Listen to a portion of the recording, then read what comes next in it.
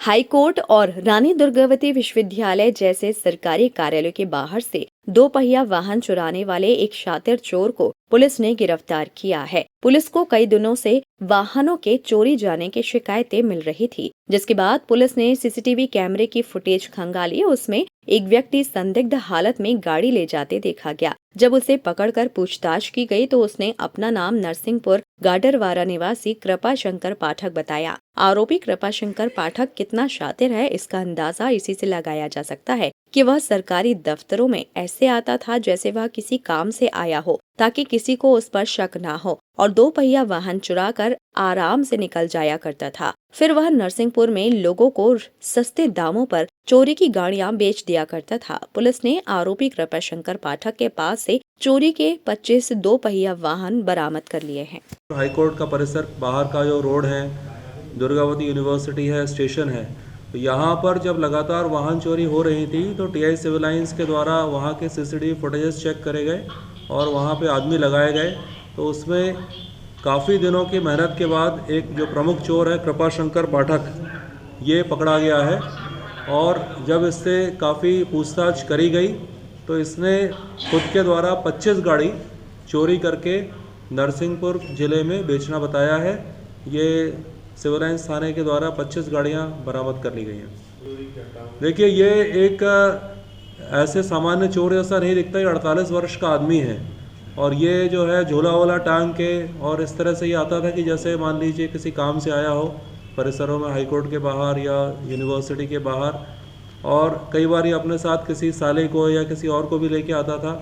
और इसके पास एक चाबी रहती थी। पूछताछ से बताया है कि जिन गाड़ियों का लॉक थोड़ा सा कमज़ोर रहता था उनको उस चाबी की मदद से खोल लेता था और चलाते हुए चले जाता था बड़े आराम से। नरसिंहपुर में भी इसका बेचने का तरीका ये बड़ा अलग था कि वहाँ ये लोगों को बोलता था कि मैं गाड़ी खरीदने बेचने का काम करता हूँ, जबलपुर से गाड़ियाँ लेकर आ रहा हूँ, और गाड़ियाँ कई इसमें नई गाड़ियाँ भी हैं, को बड़े सस्ते कीमत पे इसने वहाँ पर बेच दिया है। ये कहाँ का रहने वाला है? ये नरसिंहपुर गाड़ावारा के पास एक गाँव का रहने वाला है और वहाँ उसने ये काम चालू किया था। शहर के बाहर की भी गाड़ियाँ सर इसमें, हाँ, जैसे जो लोग शहर के बाहर से आते हैं, जो लोग वाहन स्टैंडों में गाड़ियाँ खड़ी कर देते हैं वो गाड़ियाँ ये चोरी की हैं।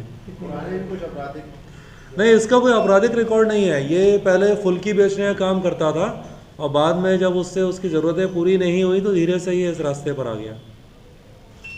एक दूसरा मामला जो हम अक्सर आजकल सुनने में आते हैं, जैसे अभी मोबाइल्स का भी सुनने में आया था, अकाउंट्स का भी सुनने में आया था, वैसे ही गाड़ियों का भी आया है कि जिसमें लोगों के आईडी लेकर गाड़ियां टू व्हीलर्स फाइनेंस कराई गई हैं और फाइनेंस करा के ये किसी और थर्ड पार्टी को बेच दी गई हैं।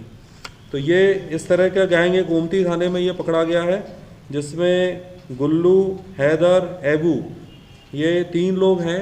जो एक फाइनेंस कंपनी का आशुतोष झा है, आईडीएफसी बैंक का फाइनेंस ये काम करता है।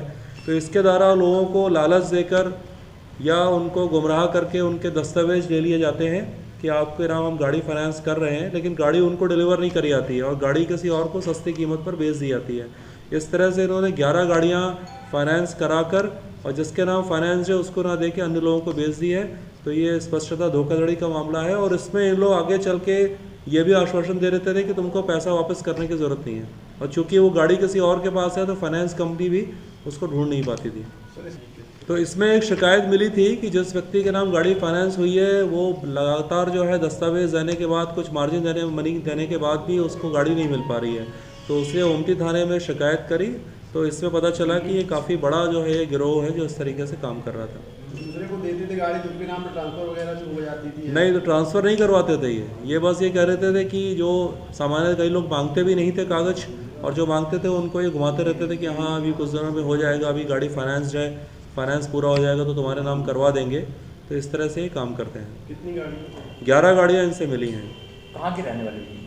ये सभी जबलपुर के ही आसपास के हैं। ओमती हनुमानताल थाने के रहने वाले आरोपी हैं। पुराने रिकॉर्ड है कुछ? हाँ, इन लोगों का कुछ ना कुछ धोखाधड़ी के भी और मामले होंगे, हम पता कर रहे हैं इस विषय में।